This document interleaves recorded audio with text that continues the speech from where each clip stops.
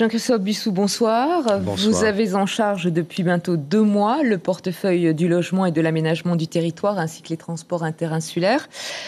Comment se sont passées ces dernières semaines? Avec d'abord une question un petit peu indiscrète. Vous avez pris des vacances après la campagne territoriale un peu difficile? Non, pas encore. Et je dois vous avouer sur ce point que ça fait 4 ans et demi que je n'ai pas pris de congé. Mais c'est normal, lorsque nous sommes au gouvernement, nous sommes là pour travailler pour la population et pour faire avancer nos dossiers. Alors justement, plus sérieusement, on imagine que vous avez mis en priorité sur la table les dossiers chauds du moment, et je pense notamment à la PSG et à la réforme du Code du travail. Oui, nous avons tenu un séminaire sur 3 jours avec le gouvernement et nous avons tracé, pour ainsi dire, la feuille de route du gouvernement pour cette année, mais aussi pour les années suivantes. Nous avons un programme politique qui a été exposé à la population sur de nombreux domaines et nous avons décliné chacun au sein du gouvernement, avec le président, les mesures que nous souhaitons mettre en œuvre rapidement, que ce soit en matière de solidarité, que ce soit en matière évidemment de retraite et aussi de protection sociale en règle générale. Donc le dossier de la PSG est vraiment la grande priorité de la rentrée. C'est le gros dossier de la rentrée. On va en entendre parler dans les semaines qui viennent. Et nous souhaitons... Dans la rue aussi? Vous savez, la population s'est exprimée. Les électeurs se sont rendus aux urnes en toute connaissance de cause et nous font confiance sur les mesures à prendre pour permettre une durabilité dans notre protection sociale et dans notre retraite. On se retrouve dans un instant pour commenter l'actualité de la semaine, résumée par Eva Rapoto et VTA Terai. Il y est question des premiers essais nucléaires, de Gaston Flosse devant les tribunaux, du Gauguin à la presqu'île. Mais d'abord, on revient sur la possible réhabilitation de Pouvana Aopa.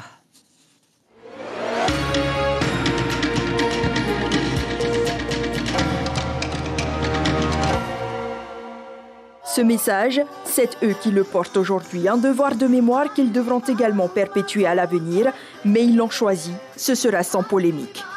On sait que les essais nucléaires, ça n'apporte pas de bien sur notre terre et dans notre lagon aussi. Et donc, je pense que tout le monde peut témoigner de ces événements-là. Mais après, nous, on n'est pas trop orienté vers cette polémique où voilà, il faut faire de la polémique autour de ça. Nous, on vient en tant que confession religieuse et on vient pour un message de paix. La paix, Roland Oldham ne la trouvera que lorsque l'État et le gouvernement assumeront leurs responsabilités. Car si avancé il y a eu, le chemin à parcourir est encore long. Quand on connaît bien le dossier, quand on connaît les souffrances des gens, quand on connaît la lenteur, quand on connaît le nombre de malades qui sont décédés aujourd'hui et à qui on n'a pas rendu justice, non, on ne peut pas dire que c'est un succès extraordinaire. Selon l'association Mururua Itatou, seuls 11 Polynésiens ont été indemnisés depuis 2010. Le pays porte plainte contre Gaston Flosse pour incitation à la violence. L'affaire remonte au 26 avril dernier, quand Gaston Flosse aurait insinué en conférence de presse qu'une victoire du Tapu provoquait les mêmes émeutes qu'en 1995. Selon Radio 1 qui publie l'information, le parquet de Papeete a confié l'enquête à la DSP. Bon élève, mais peut mieux faire. Voilà résumé à gros traits le rapport de la Chambre territoriale des comptes. Pour les finances, Arouet gère bien sa masse salariale. Seul 48,5% du budget de fonctionnement est consacré à payer les employés. C'est 15 points inférieur à la moyenne du pays. Pourtant, malgré ces substantielles économies, la commune épargne moins que les autres. C'est justement car elle dépense beaucoup ailleurs. C'est un mastodonte de 153 mètres qui s'avance dans l'aube de la presqu'île. Le plan d'eau est encore calme. Tranquillement, le paquebot Paul Gauguin entre dans le lagon de Veirao pour la première fois. Et les croisiéristes, justement, ne cachent pas leur enthousiasme. Ce spectacle d'accueil avec tant de personnes, c'est un véritable honneur. La compagnie de croisière prévoit ainsi 4 escales d'ici à la fin de l'année à Veirao. Beaucoup d'émotions pour une audience où il aura surtout été question de droits bafoués, de procédures pénales bâclées.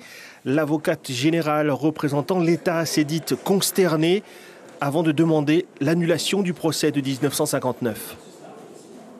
père a toujours dit, je n'ai ni haine ni rancune. La France est une grande nation et c'est pour cela qu'elle me rendra justice. Pour l'avocat des descendants de Puvana Aopa, c'est un grand homme, un politique qui doit être réhabilité.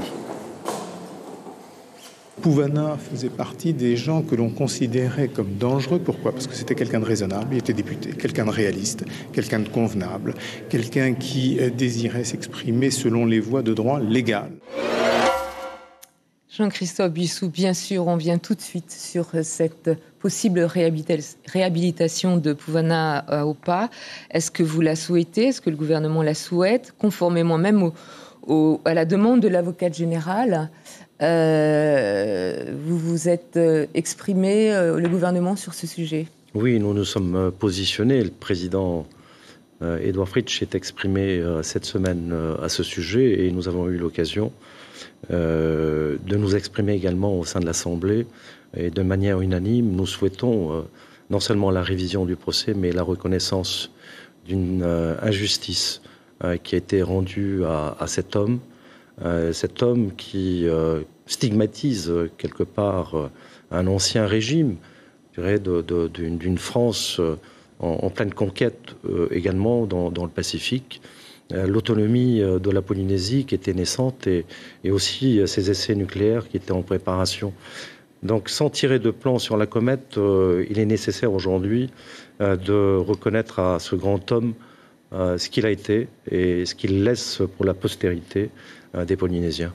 Alors justement, en lien avec cet événement, cet anniversaire, 52 ans du premier essai nucléaire, est-ce qu'il n'est pas le temps, au bout d'un demi-siècle, de solder un peu ce dossier et notamment de demander à l'État de prendre enfin ses responsabilités ? Je crois qu'on est sur ce chemin. Le président de la République qui est venu à notre rencontre ici, François Hollande, a reconnu quelque part le fait nucléaire dans son discours à Papeete. Il faut aller beaucoup plus loin. Nous avons souhaité, dans le cadre du statut remodelé de la Polynésie, que ce fait nucléaire soit considéré, y compris en termes de pérennisation des concours financiers de l'État. Mais au-delà de ça, c'est cette reconnaissance intrinsèque de la République vis-à-vis de la Polynésie et vis-à-vis de cette décision de réaliser ces essais nucléaires en Polynésie, qui doit faire l'objet maintenant d'une déclaration beaucoup plus claire, pour ainsi dire, de la part de l'État. Emmanuel Macron vient en Polynésie l'année prochaine. Est-ce que vous pensez que ce sera l'occasion peut-être de définir un texte qui va marquer ce dossier, cette histoire ? Ce sujet a toujours été un sujet d'actualité. Je crois qu'il va demeurer un sujet d'actualité tant que nous aurons encore des victimes reconnues de ces essais nucléaires qui ne seront pas dédommagées, ou en tout cas que les familles de ces survivants n'aient pas obtenu réparation. Je ne serais pas étonné que le président de la République décide d'aborder ce sujet, mais je ne suis pas à sa place, je ne peux pas décider pour lui. Marquer le coup. Un mot sur la plainte pour incitation à la violence contre Gaston Flosse, qui avait prédit des émeutes en cas de victoire du Tapura.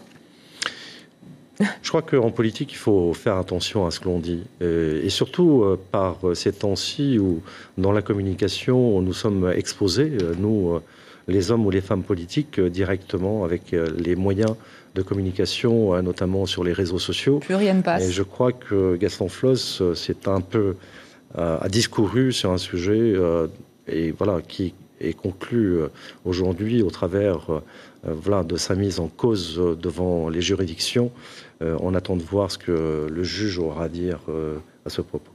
La belle image de la semaine, c'est le Gauguin qui arrive à la presqu'île. Est-ce qu'on a les capacités d'accueil et d'animation suffisantes pour multiplier les escales des paquebots ici en Polynésie ? Nous avons, je crois que nous avons suffisamment de groupes de danse, suffisamment d'associations travaillant dans le domaine, par exemple, de l'artisanat ou de prestataires de services. Nous avons encore des efforts à réaliser, peut-être sur le plan je dirais, de la qualité de cet accueil. On l'a bien vu sur Veirao. Voilà, on continue à progresser dans ce domaine. Mais sachez que le domaine de la croisière en Polynésie est un point fort de notre stratégie de développement touristique. Ça m'amène directement à ma question suivante, et notamment à l'économie bleue, et on revient notamment sur le sujet de début de journal, ce label accordé au thon polynésien. Vous avez beaucoup parlé d'économie bleue pendant la campagne territoriale. Est-ce que vous avez commencé à travailler sur la notion d'économie durable qui n'est pas dans la tradition, dans la culture des îles et de la Polynésie? Je ne suis pas très franchement d'accord avec vous. Quand on voit le nombre de canettes, oui, non. Il y a beaucoup de choses à faire. Nous sommes bien d'accord sur le sujet, mais si vous prenez les Polynésiens qui vivaient à leur époque, nous n'avions pas ces problématiques liées au mode de conservation, aux canettes en aluminium, etc. Mais vous avez remarqué aussi que notre gouvernement a pris une décision importante sur proposition du ministre Heremona Matua Ihutapu sur le fait d'interdire désormais le plastique. Voilà, en Polynésie, en termes de fabrication. Il faut aller plus loin.